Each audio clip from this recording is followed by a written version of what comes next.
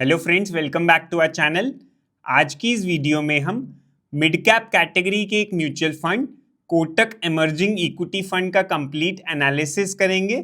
सबसे पहले हम समझेंगे कि mid cap category mutual fund की होती कौन सी है।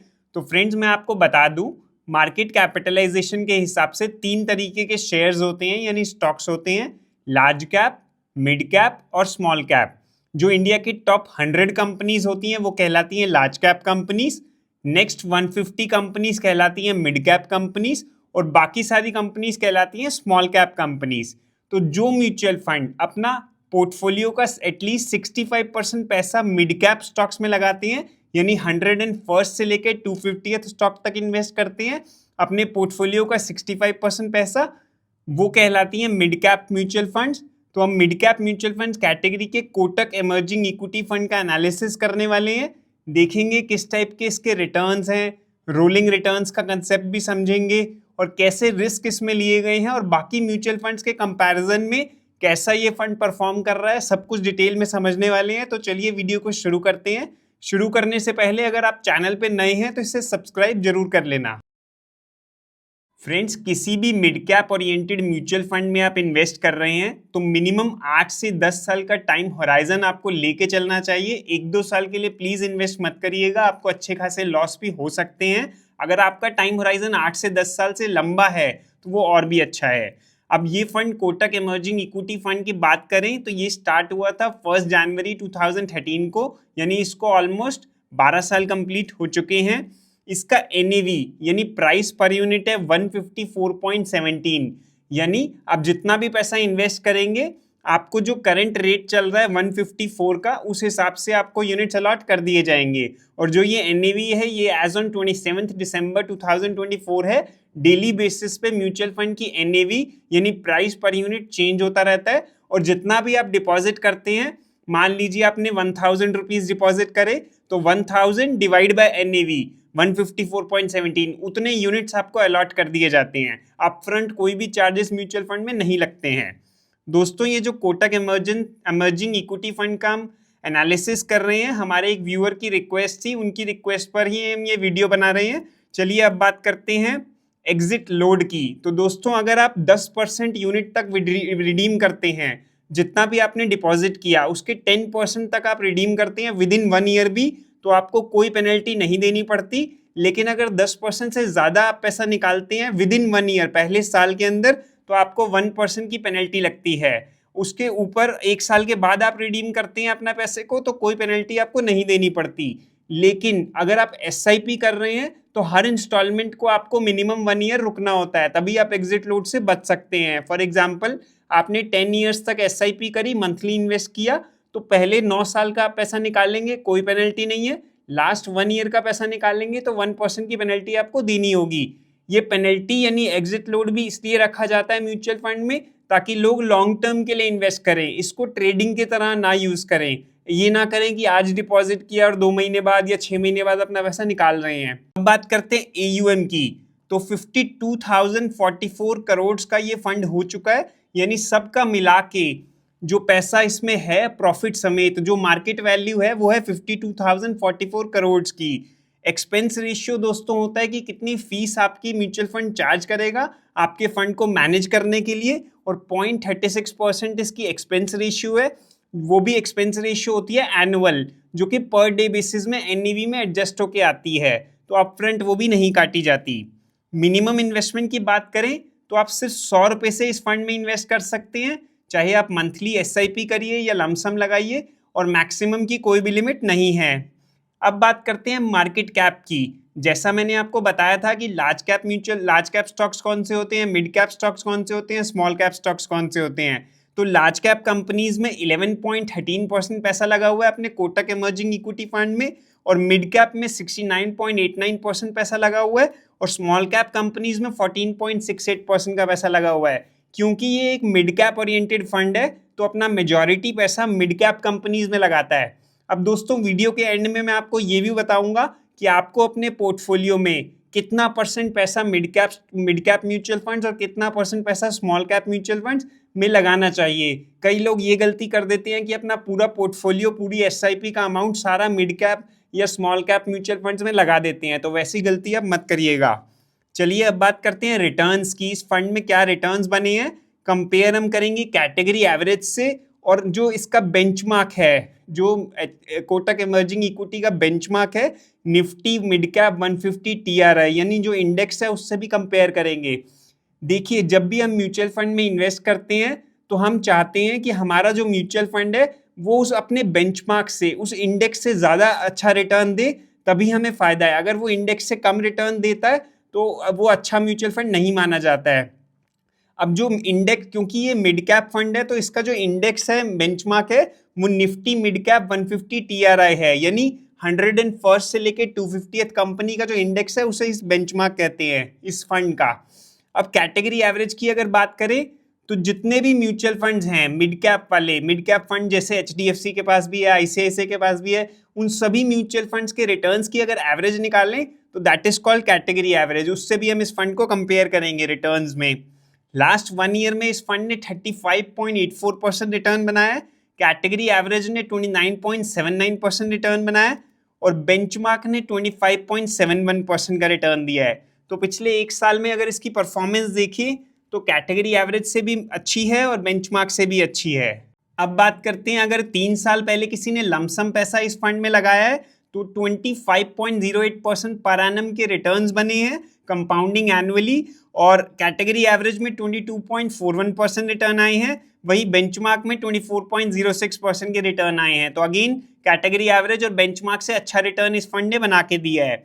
5 साल का डेटा देखें तो 28.77% के रिटर्न आए हैं फंड में, कैटेगरी एवरेज में 26.21 और बेंचमार्क में 28.38। तो 5 साल के डेटा के हिसाब से बेंचमार्क के बराबर रिटर्न दिया है और कैटेगरी एवरेज से अच्छा रिटर्न दिया है इस फंड ने। 10 साल का अगर आप डेटा देखोगे तो इस फंड में 20.27% के रिटर्न्स बने हैं, कैटेगरी एवरेज में 17% और बेंचमार्क में 18.98% के रिटर्न्स आए हैं। और जब से ये फंड स्टार्ट हुआ है, लगभग 12 साल हुए हैं, इस फंड ने 22% का रिटर्न दिया है, कैटेगरी एवरेज में 21% और बेंचमार्क में 18% का रिटर्न है। तो देखिए, बेंचमार्क से तो ज्यादा रिटर्न्स ये फंड दे रहा है। आगे हम रोलिंग रिटर्न्स भी देखेंगे तो कंसेप्ट और ज्यादा क्लियर होएगा, तो आप वीडियो को एंड तक देखना। तो चलिए सबसे पहले रोलिंग रिटर्न्स का मतलब देख लेते हैं। हमारे एक व्यूअर का क्वेश्चन भी था लास्ट वीडियो पे कि भाई रोलिंग रिटर्न्स होते क्या हैं, एक बार फिर से बताया जाए। तो उसका कंसेप्ट को समझ लेते हैं पहले, रोलिंग रिटर्न्स होता क्या है। अभी पिछले 5 साल का अगर हम डेटा देखें, मान लो आज से 5 साल पहले 1 दिसंबर 2019 के, अभी बात कर रहे हैं हम 1 दिसंबर 2024 तक की, तो 5 साल का पीरियड ये हो गया। अब मान लो किसी ने 1 दिसंबर 2019 को इस पैसा इन्वेस्ट किया और 3 साल के लिए किया, तो उसने पैसा वापस लिया 1 दिसंबर 2022 को। अभी हो सकता है किसी ने 1 दिसंबर की बजाय किसी ने 2 दिसंबर 2019 में अपना पैसा इन्वेस्ट किया 3 साल के लिए और अपना पैसा वापस लिया 2 दिसंबर 2022 को। इसी तरीके से हो सकता है कोई तीसरा बंदा हो जिसने 3 दिसंबर 2019 में इन्वेस्ट किया 3 साल के लिए और 3 दिसंबर 2022 में अपना पैसा वापस लिया। तो पिछले 5 साल का अगर डेटा देखें तो बहुत सारे ऐसे केसेस निकलेंगे एक दिन के बाद के, जिसमें 3 साल के लिए लोगों ने इन्वेस्ट किया। अगर अब उन सारी रिटर्न्स को देखें और उनका एवरेज बना दें तो वो कहते हैं, उसे कहते हैं रोलिंग रिटर्न्स। तो रोलिंग रिटर्न से हमें अच्छा पता चल जाता है कि ये फंड कितना कंसिस्टेंट है। तो पहले जो मैंने आपको रिटर्न्स दिखाई वो पॉइंट टू पॉइंट रिटर्न्स थी, रोलिंग रिटर्न से और अच्छी पता लगती है कि फंड में कंसिस्टेंसी कैसी है। तो चलिए अब रोलिंग रिटर्न्स देखेंगे हम इस फंड के 3 साल की, और डेटा देखेंगे पिछले 10 साल का, यानी पिछले 10 साल में 3 साल के रोलिंग रिटर्न्स हम देखेंगे और अगेन कंपेयर करेंगे फंड को इसके बेंचमार्क से। तो एवरेज रिटर्न्स यानी रोलिंग रिटर्न्स की बात करें तो इस फंड ने पिछले 10 साल में 3 साल के रोलिंग रिटर्न्स 18.96% के जनरेट करे हैं, वहीं बेंचमार्क में 18% का रिटर्न बना है रोलिंग रिटर्न्स, थोड़ा सा ज्यादा ही है बेंचमार्क से। और मैक्सिमम अगर रिटर्न्स देखें पिछले 10 साल में, हो सकता है किसी ने बहुत ही मार्केट जब क्रैश हो उस टाइम डिपॉजिट कर दिया और उसको अच्छे रिटर्न्स मिले 3 साल के लिए, तो मैक्सिमम रिटर्न्स आए हैं 39.82% के, वहीं बेंचमार्क में 40.62% के रिटर्न्स आए हैं, यानी निफ्टी मिड कैप 150 टीआरआई में जो इंडेक्स है उसमें 40.62% के मैक्सिमम रिटर्न्स बने हैं 3 साल के। लास्ट 10 ईयर्स का डेटा हम देख रहे हैं दोस्तों। और मिनिमम रिटर्न्स की अगर बात करें तो फंड ने -6.35, हो सकता है किसी ने मार्केट बहुत जब ऊपर थी तब इन्वेस्ट किया और 3 साल वो रुका, तो उसको -6.35 यानी लॉस हुआ उसको 6% का, और बेंचमार्क में -8.45% आया। अभी बात करें कितना परसेंट टाइम्स इस फंड ने नेगेटिव रिटर्न दिया है पिछले 10 साल में, अगर किसी ने 3 साल होल्ड किया है तो 3.77% टाइम्स ऐसा हुआ है कि ये फंड ने आपको लॉस हुआ है। तो देखिए, मैंने आपको वीडियो के शुरू में ही बोला था कि आप कम से कम 8 से 10 साल के टाइम होराइजन लेके चले, तो वो इसीलिए बोला था क्योंकि कई बार 2-3 साल के लिए इन्वेस्ट करते हैं तो अच्छा खासा हमें नुकसान भी हो जाता है। और बेंचमार्क में 6.09% टाइम्स ऐसा हुआ है कि लॉस हुआ है पिछले 10 साल में, अगर किसी ने 3 साल के लिए इन्वेस्ट किया है।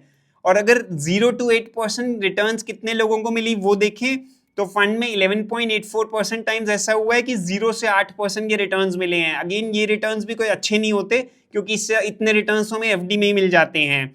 और बेंचमार्क में 11.55% टाइम्स ऐसा हुआ है कि 0 to 8% के रिटर्न्स मिले हैं। 8 to 12% रिटर्न्स कितने लोगों को मिले? 7% लोगों को मिले फंड में, और बेंचमार्क में 9.69% लोगों को मिले। 12 से 15% के रिटर्न्स मिले 13% लोगों को, और बेंचमार्क में 9% लोगों को मिले। 15 से 20% के रिटर्न्स मिले 13.41% केसेस में फंड में, और बेंचमार्क में 17.59% केसेस में 15 से 20% के रिटर्न्स मिले।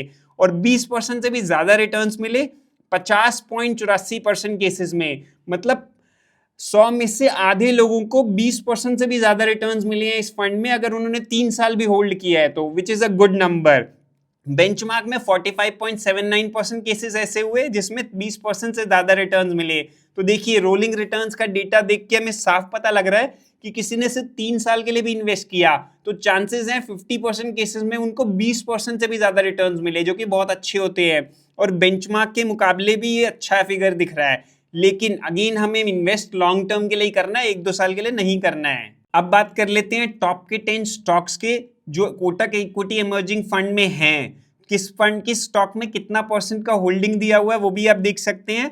टॉप 10 स्टॉक्स हैं Persistent Systems Limited, Oracle Financial Services Software Limited, Mphasis, Fortis Healthcare, Oberoi Realty, IPCA Laboratories, Coromandel International, Supreme Industries, Dixon Technology, Solar Industries India. ये हैं टॉप के 10 स्टॉक्स। लगभग 2 से 4% का एक्सपोजर हर कंपनी में दिया हुआ है एट प्रेजेंट। अब बात करते हैं रिस्क मेजरमेंट्स की। दोस्तों, कैसा रिस्क लिया गया है इस फंड में, उस हिसाब से क्या रिटर्न्स आ रहे हैं वो देखते हैं। सबसे इंपॉर्टेंट एस्पेक्ट है दोस्तों ये वीडियो का, तो इसको ध्यान से समझिएगा। कंपेयर हम करेंगे फंड को कैटेगरी एवरेज से और उसके बेंचमार्क से। सबसे पहले बात करते हैं स्टैंडर्ड डेविएशन की, जिससे हमें पता लगता है कि फंड में कितना रिस्क है, यानी फंड कितना वॉलेटाइल है। तो कोटक का स्टैंडर्ड डेविएशन है 20.22, कैटेगरी एवरेज का है 20.40, बेंचमार्क का 18.78। दोस्तों, जितना ज्यादा स्टैंडर्ड डेविएशन होगा इसका मतलब फंड उतना ज्यादा रिस्की है। तो अपने इंडेक्स से तो ये ज्यादा रिस्की है ये फंड, और कैटेगरी एवरेज के मुकाबले हल्का सा कम रिस्क है इस फंड में। अभी बीटा की अगर बात करें तो बीटा से हमें पता लगता है कि फंड जो मार्केट का इंडेक्स है उसके मुकाबले कितना वॉलेटाइल है। अगर बीटा 1 से ज्यादा होता है तो इसका मतलब स्कीम जो है वो बेंचमार्क से ज्यादा वॉलेटाइल है, और बीटा 1 से कम होता है तो वो अच्छा माना जाता है, स्कीम बेंचमार्क से कम वॉलेटाइल है। तो इस फंड का बीटा है 0.92, कैटेगरी एवरेज का भी 0.92 है, यानी 1 से कम है तो ये बेंचमार्क के मुकाबले वॉलेटाइल कम है, विच इज गुड। अब बात करते हैं शार्प रेशियो की। शार्प रेशियो दोस्तों जितना ज्यादा होता है उतना अच्छा रहता है। शार्प रेशियो से हमें पता लगता है कि फंड रिस्क फ्री एसेट्स जैसे ट्रेजरी बिल्स या गवर्नमेंट की सिक्योरिटीज उनके मुकाबले कितना ज्यादा रिटर्न दे रहा है। हमेशा हम चाहते हैं कि हमारा फंड रिस्क फ्री एसेट से कुछ ज्यादा रिटर्न दे, तभी हम उसमें इन्वेस्ट कर रहे हैं, तभी हम उसमें रिस्क ले रहे हैं। अभी जो फंड का शार्प रेशियो है वो है 1.10, कैटेगरी एवरेज का 1 और बेंचमार्क का 0.78। तो अगेन शार्प रेशियो काफी अच्छा है इसका, which is a good number as comparison to benchmark and category average. अब बात करते हैं अल्फा की। अल्फा हमें बताता है कि फंड में बेंचमार्क के मुकाबले कितना ज्यादा रिटर्न आ रहा है, और इसका अल्फा है 3.15, कैटेगरी एवरेज का 1.24, बेंचमार्क का 11। तो अगेन ये अल्फा भी हमें अच्छा दिख रहा है कैटेगरी एवरेज के मुकाबले, लेकिन बेंचमार्क से कम है। अब दोस्तों हमने स्टैंडर्ड डेविएशन भी देख लिया जिससे हमें पता लगता है फंड में कितना रिस्क है, बीटा भी देख लिया, शार्प रेशियो और अल्फा भी देख लिया। और अब बात करते हैं अप मार्केट कैप्चर रेशियो की। दोस्तों, मान लो आपका जो बेंचमार्क है, बेंचमार्क बढ़ रहा है 100 पॉइंट, इंडेक्स बढ़ रहा है 100 पॉइंट, और आपका फंड बढ़ा के दे रहा है 90 पॉइंट। जब मार्केट बढ़ रही है, आपके बेंचमार्क में 100 पॉइंट की ग्रोथ है, आपके फंड में 90 पॉइंट्स की ग्रोथ है, तो आप हमेशा ये चाहोगे ना कि बेंचमार्क से ज्यादा आपका फंड बढ़े, इंडेक्स से ज्यादा बढ़े। अगर वो इंडेक्स बढ़ रहा है 100 पॉइंट और आपका फंड बढ़ रहा है 110 पॉइंट, तो वो अच्छी बात है।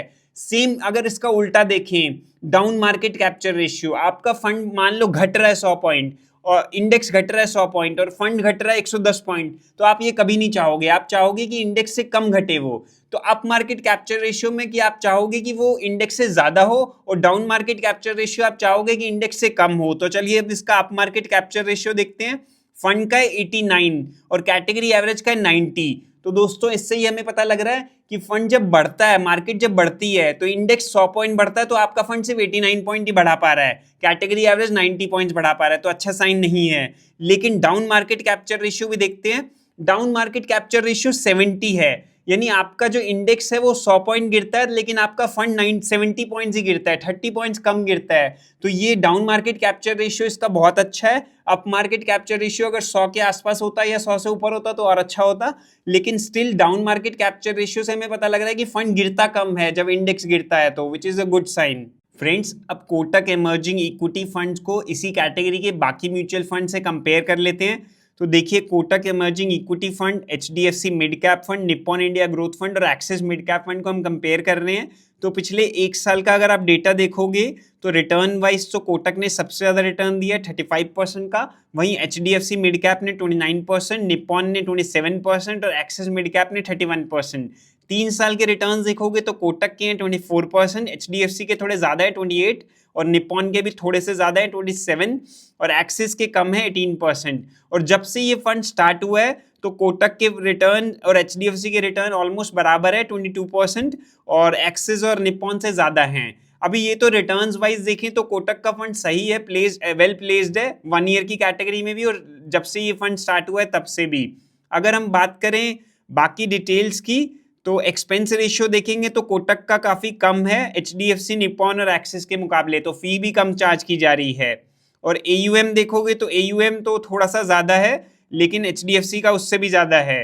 अभी बात करें रेशियोज की तो कोटक का जो स्टैंडर्ड डेविएशन है 16.26% शो कर रहा है और एचडीएफसी का 15.89% है, निप्पॉन का उससे भी ज्यादा है, एक्सिस का कम है।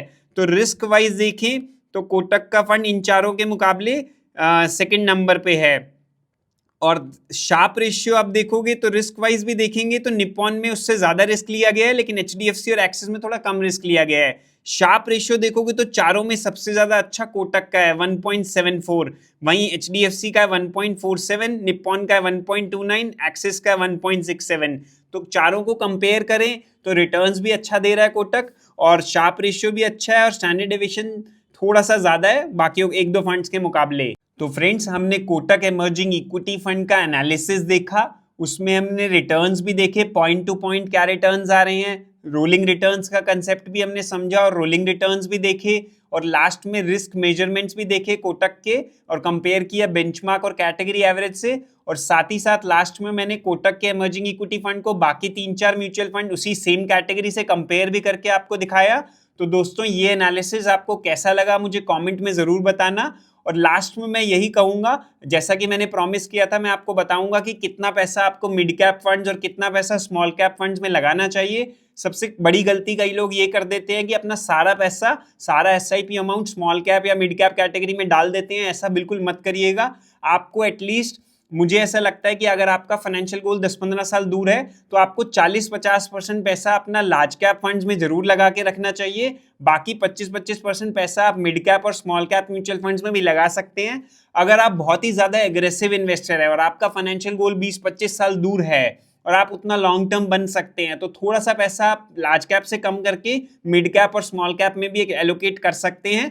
लेकिन अगर एक आइडियल कोई 35-40 साल का बंदा है और अपने रिटायरमेंट के लिए प्लान कर रहा है या चिल्ड्रन एजुकेशन मैरिज के लिए प्लान कर रहा है तो 50% large cap mutual funds, 25-25% mid cap और स्मॉल कैप म्यूचुअल फंड्स में लगा सकते हैं। और अपना टोटल म्यूचुअल फंड्स 4-5 रखिएगा एक अपने पोर्टफोलियो में, बहुत ज्यादा म्यूचुअल फंड्स को भी ऐड नहीं करना चाहिए। तो दोस्तों, ये वीडियो यहीं तक थी। अगर पसंद आई हो तो लाइक कर देना, कोई भी डाउट हो तो कमेंट कर देना एंड सबके साथ शेयर जरूर कर देना, चैनल को सब्सक्राइब जरूर कर लेना। Thank you so much for watching.